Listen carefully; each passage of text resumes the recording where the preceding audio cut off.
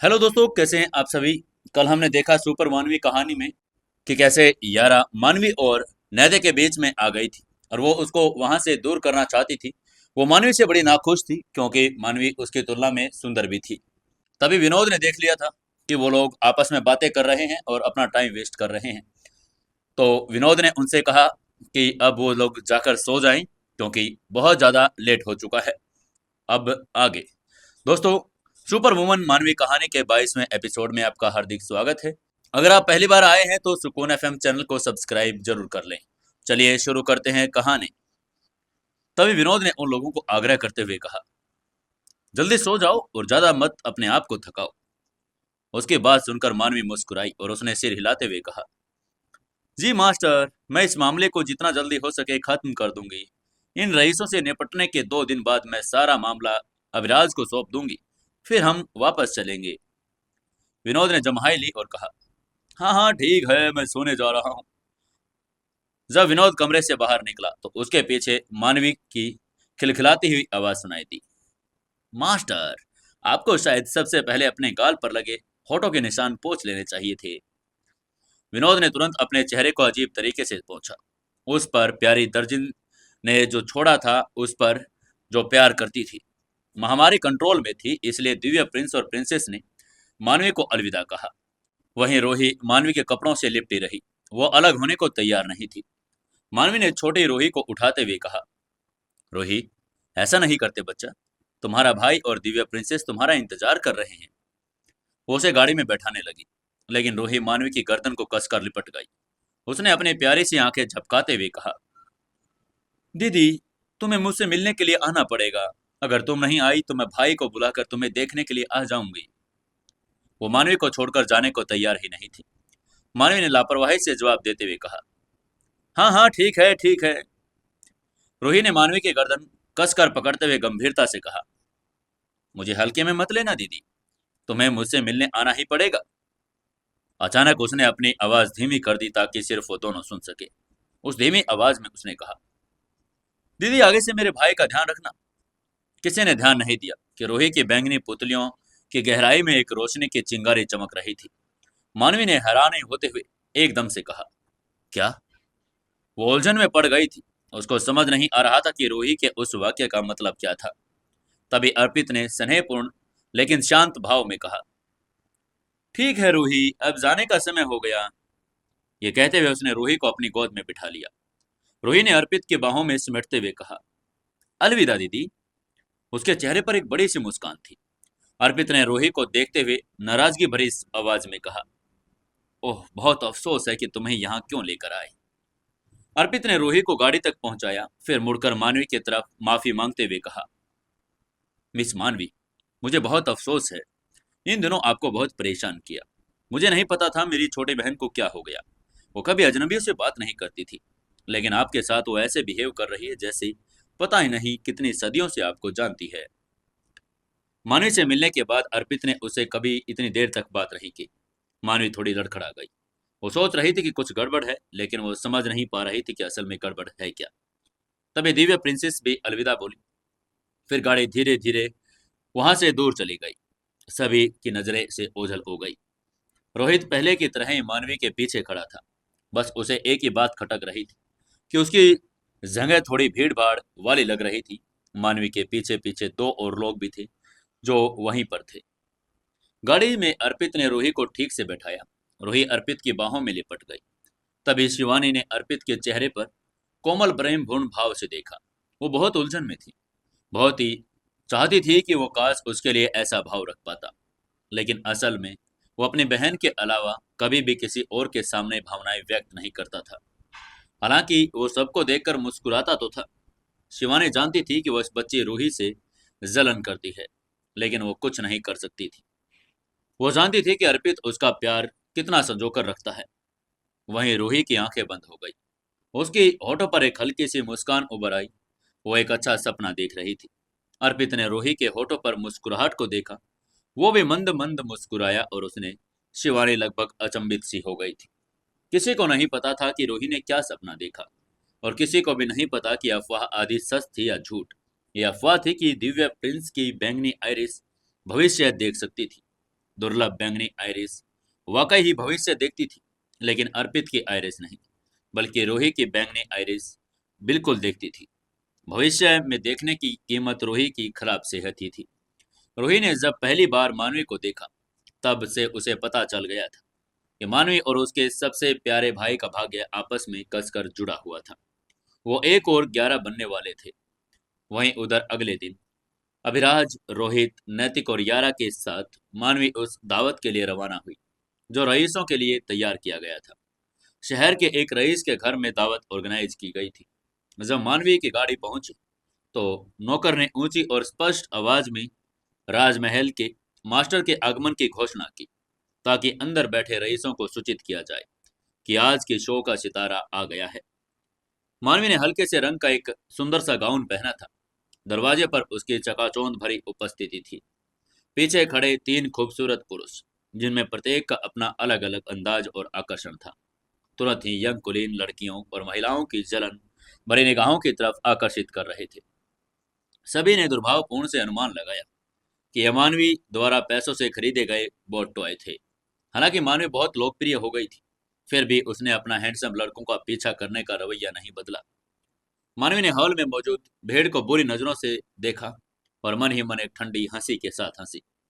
ये लोग जरूर इसके लिए तैयार रहे होंगे, किसी मुलायम खुरमा की तरह निचोड़ने के लिए तैयार। कितने अफसोस की बात है कि यह दुर्भाग्यपूर्ण था कि भले ही वो बुरी इंसान नहीं थी, लेकिन उसे कभी भी इस अच्छे इंसान नहीं कहा जा सकता। इसलिए यदि ये लोग कोई बड़ा उपहार तैयार करते तो विनम्र नहीं होगी।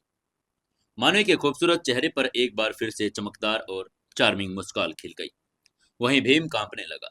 उसे पता था कि जब भी वो छोटी शैतान ऐसे मुस्कुराती थी तो किसी को उसकी कीमत चुकानी पड़ती थी। भीम को हॉल में मौजूद लोगों के लिए बड़ी सहानुभूति हो रही थी।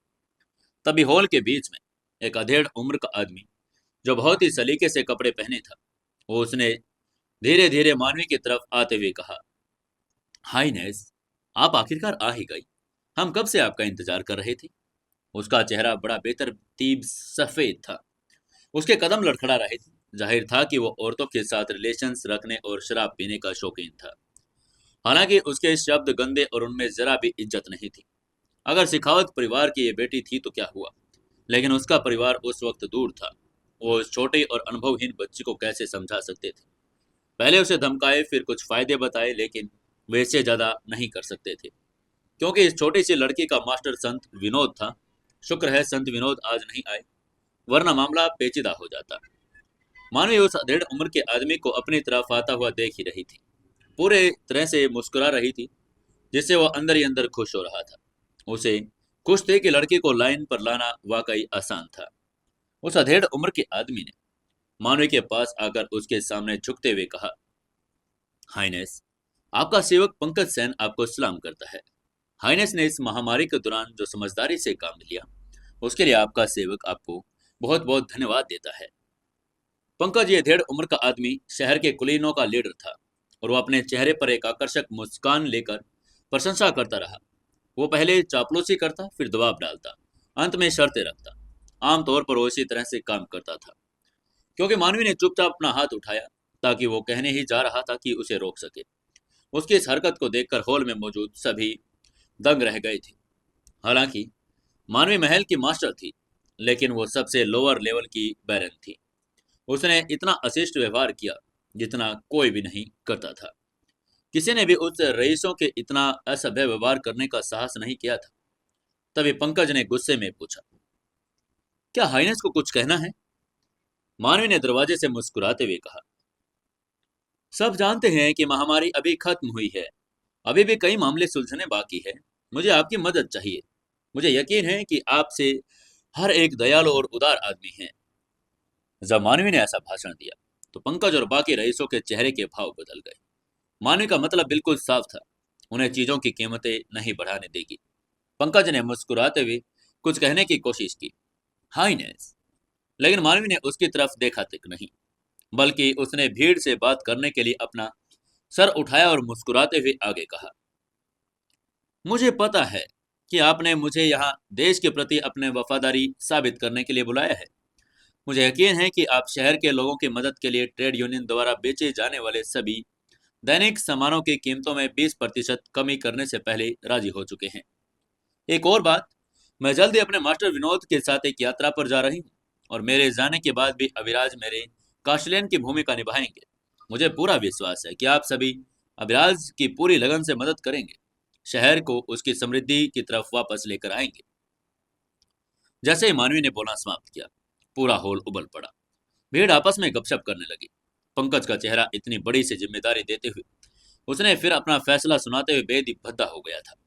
छोटी बच्ची पहल करेगी उसने सोचा नहीं था। पंकज ने तभी शिकायत करते हुए कहा, हाईनेस, आपको भी ये पता होना चाहिए कि हमारे ट्रेड यूनियन की स्थापना आसान नहीं होती। इस महामारी के दौरान हमें गंभीर नुकसान हुआ है।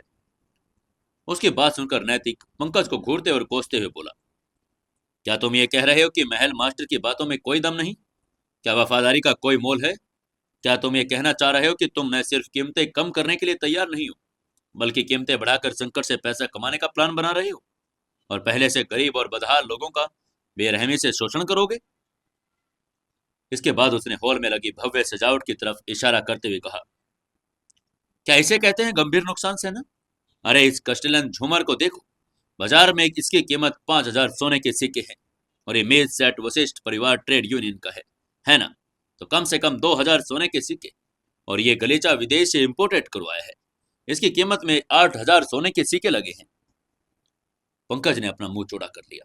वो पूरी तरह से चकित रह गया। उसको समझ नहीं आ रहा था कि ये काले बालों वाला, लाल आंखों वाला युवक आखिर कौन था, इतना असभ्य और घमंडी। महल के मास्टर ने भी इस बारे में कुछ नहीं कहा। वो पूरी स्टीक थे। पंकज ने बेरुखी से कहा, तुम कौन हो? बेरुखी से बोलते हुए पंकज को होश में आकर गरजने लगा। हालांकि इस काले बाल वाले युवकों ने अच्छे कपड़े नहीं पहने थे, लेकिन उसकी भाषा बेरुखी थी। पंकज ने उस मास्टर के साथ आए किसी रईस के बारे में नहीं सुना, इसलिए शायद इस युवक का कोई अच्छा बैकग्राउंड नहीं था। तभी मानवी ने मुस्कुराते हुए कहा, वो मेरा असिस्टेंट है। क्योंकि वो जानती थी कि नैतिक वो पागल लड़का जरूर कुछ वैसा ही कहेगा, इससे बात को संभालना जरूरी था। उसने ठंडे स्वर में तभी पूछा, लेकिन क्या उसने जो कहा वो सही नहीं था? पंकज ने ध्यान भटकाने के लिए कहा, हाँ, बिल्कुल नहीं। देश के प्रति हमारी वफादारी आपके सामने है। मानवी ने एक बार फिर शानदार मुस्कान के साथ कहा, तो फिर बैरन पंकज, आप कीमतें 20% कम करने पर सहमत हो गए हैं?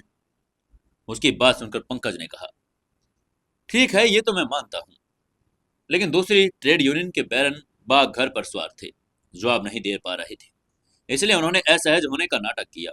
उन्होंने हॉल में मौजूद दूसरे रईसों की तरफ देखा और आगे कहा, हाइनेस, जैसा कि आपने भी देखा, मेरा परिवार ज्यादा अमीर है, महामारी से हुए नुकसान के बावजूद अपना गुजारा कर पा रहा है।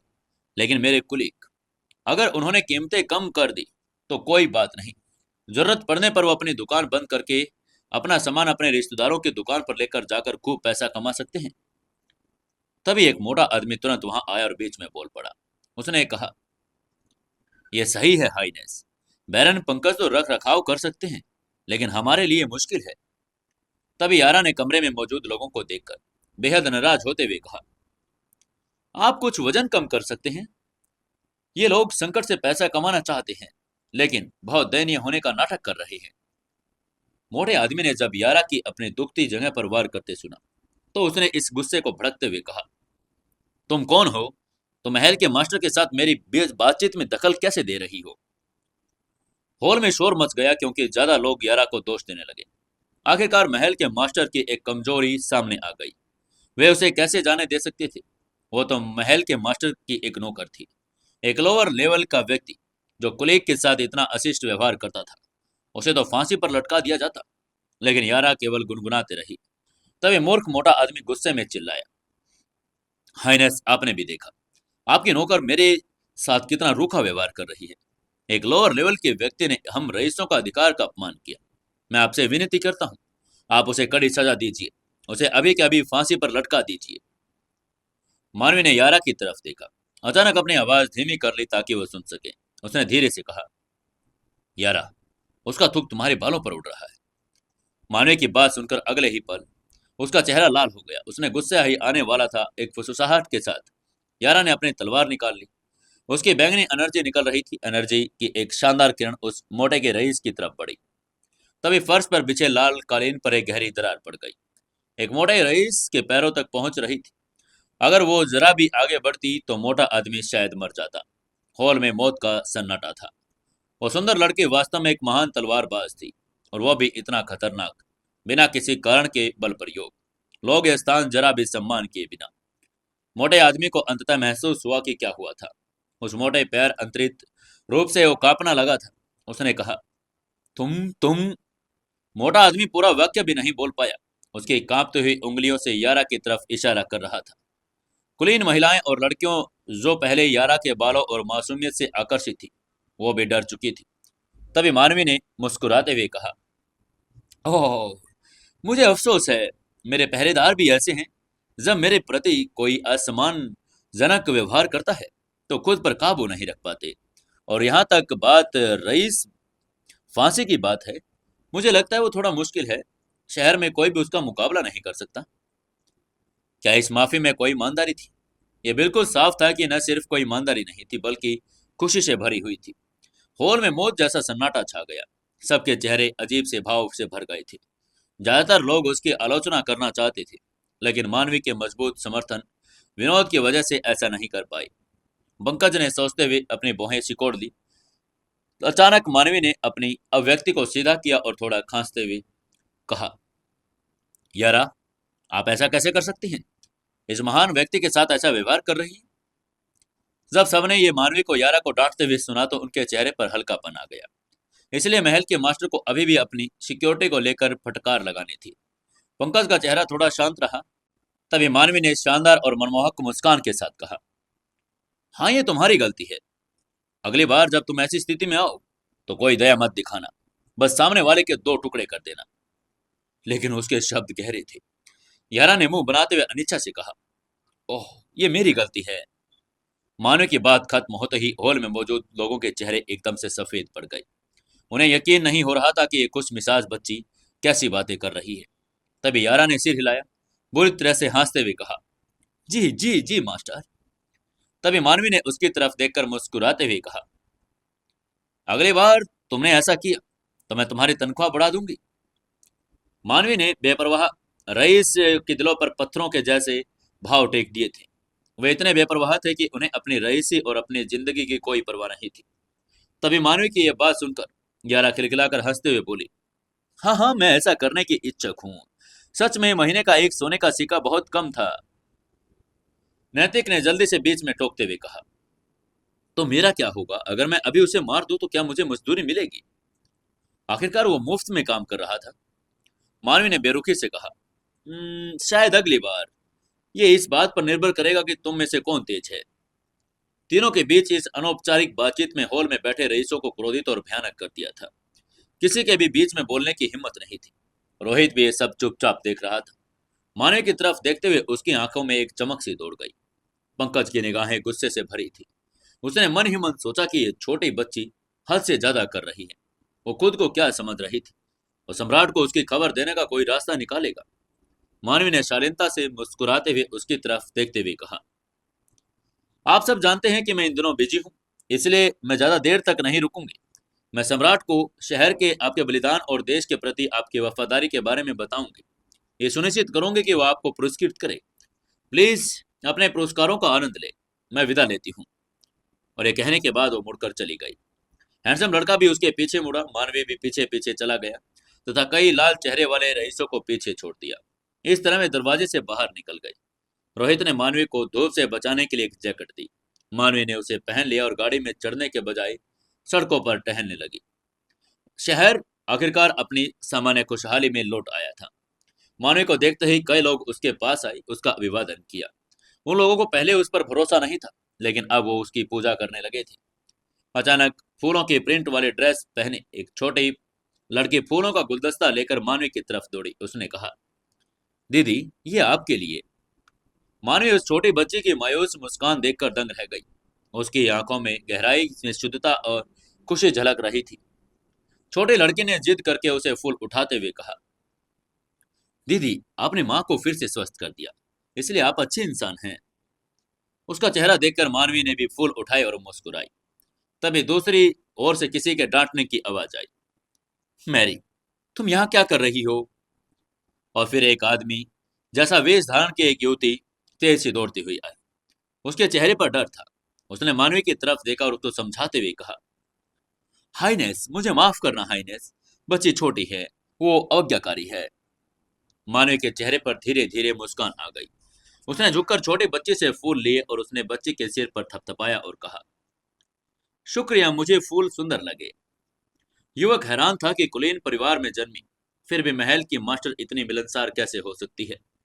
युवक का चेहरा बदल गया और उसने छोटी बच्चे को उठाते हुए उसे डांटते हुए कहा, मैरी, क्या कर रही हो तुम? और मानवी से माफी मांगते हुए बोला, हाइनेस, मुझे माफ कीजिएगा, मैं सचमुच माफी चाहता हूँ। वो छोटे लड़के ने जब देखा कि मानवी ने फूल स्वीकार कर लिए तो उसने खुशी में पूछा, बड़ी बहन, क्या आप हमारी रक्षा करेंगी? उसकी बात सुनकर मानवी मुस्कुराई और छोटे लड़के की तरफ देखते हुए वादा करते हुए बोली, हाँ, मैं हमेशा सबकी रक्षा करूंगी। छोटी लड़की ने अपने पिता की गर्दन पर लिपटते हुए मुस्कुराते हुए कहा, वाह।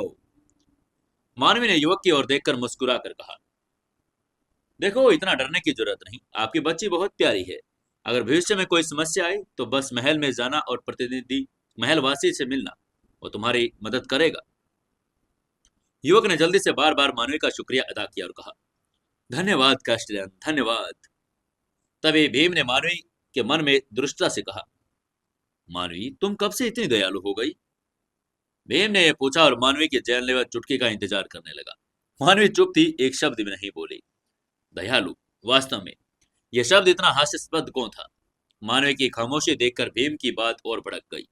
उसने आगे कहा, मानवी, आज तुम किस स्टाइल में हो? अभी तुम हंस रही थी, किसी को मार डालने और उसकी लाश के टुकड़े टुकड़े करने जा रही थी।